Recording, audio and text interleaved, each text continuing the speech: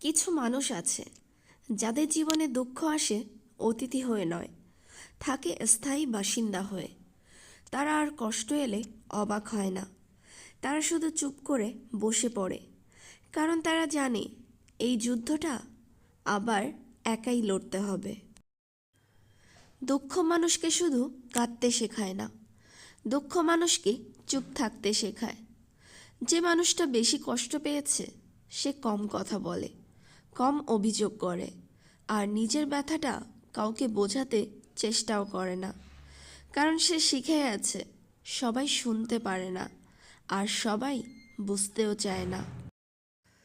ধৈর্য আসলে খুব পবিত্র কোনো শব্দ নয়।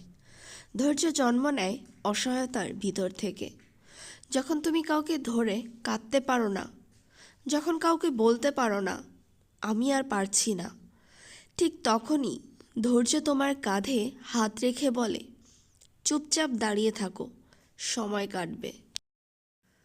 জীবন অনেক সময় নিষ্ঠুর হয়, কিন্তু সবচেয়ে নিষ্ঠুর হয় নীরবতা। যখন তুমি চারপাশে মানুষে ভরা থাকো, তবু কাউকে নিজের মতো করে পাও না।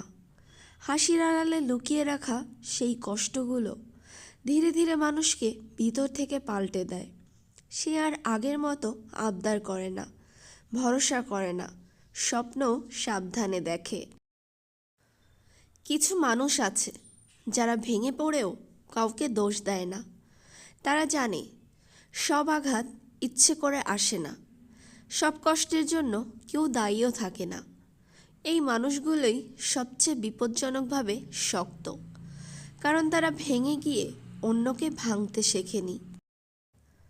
ধৈর্য মানে এই না যে ব্যথা লাগে না, ধৈর্য মানে ব্যথা লাগলেও মানুষ হয়ে থাকা, রাগে বিষ হয়ে না যাওয়া, অভিমানে পাথর হয়ে না যাওয়া, সব সহ্য করেও নিজের ভেতরের আলোটা নিভতে না দেওয়া।